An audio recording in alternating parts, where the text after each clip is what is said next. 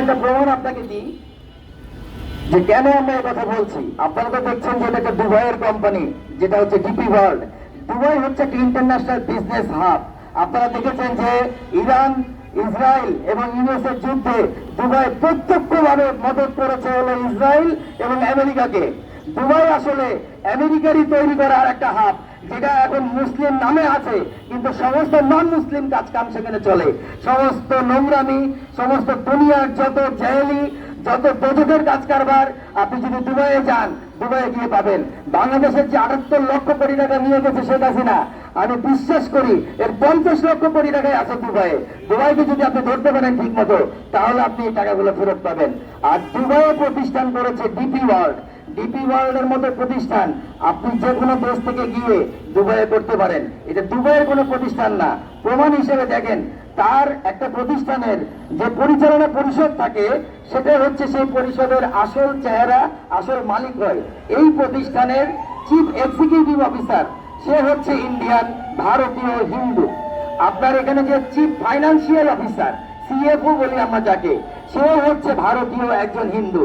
এই রকম ভাবে মিনিমাম 10 জন ডিরেক্টর আছে তাদের, যারা ভারতীয় হিন্দু।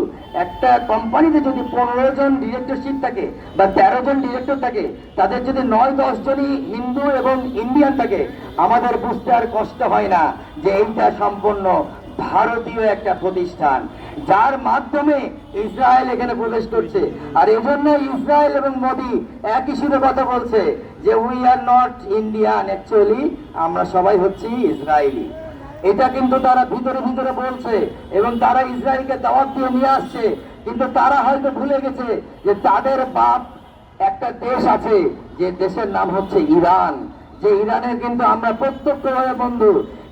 এবারে যে আয়াতুল্লাহ খামেনির যে জানাজা অনুষ্ঠিত হয়েছে, বিশ্বাস করেন ওইখানে মুসলিমদেরকে, মানে আমরা বাংলাদেশি থেকে যারা গেছি, তাদেরকে ওখানে বসিয়ে কোরআনের বাণী শোনানো হয়েছে। যে কোরআনের বাণীতে তারা ওখানে বলেছে যে আমরা প্রত্যক্ষভাবে ফিলিস্তিনিদেরকে সাপোর্ট দিয়েছি, বাংলাদেশিরা আমরা প্রত্যক্ষভাবে ফিলিস্তিনিদের জন্য দোয়া করেছি। আমরা লক্ষ লক্ষ মানুষ ফিলিস্তিনিদের জন্য এই রাস্তায় নেমে তাদের জন্য দোয়া করেছি। এবং এই জন্য আমরা আসলে ইরানের বন্ধু, এটা ইরান প্রত্যক্ষভাবে ওইখানে প্রকাশ করে দিয়েছে। তো ভারত হোক আর ইসরায়েল হোক, তারা যেন মনে না করে যে তারা আমাদের দেশকে এইভাবে কুচক্রান্ত করে নিয়ে যেতে পারবে। কারণ ইনশাআল্লাহ তারা যদি আমাদের উপরে এই ধরনের ষড়যন্ত্র করে, আমরাও ইরানকে নিয়ে, তুরস্ককে নিয়ে, পাকিস্তানকে নিয়ে, সবাইকে নিয়ে তাদের বিরুদ্ধে ষড়যন্ত্র করতে পারবো। এটা যেন তাদের মাথায় থাকে।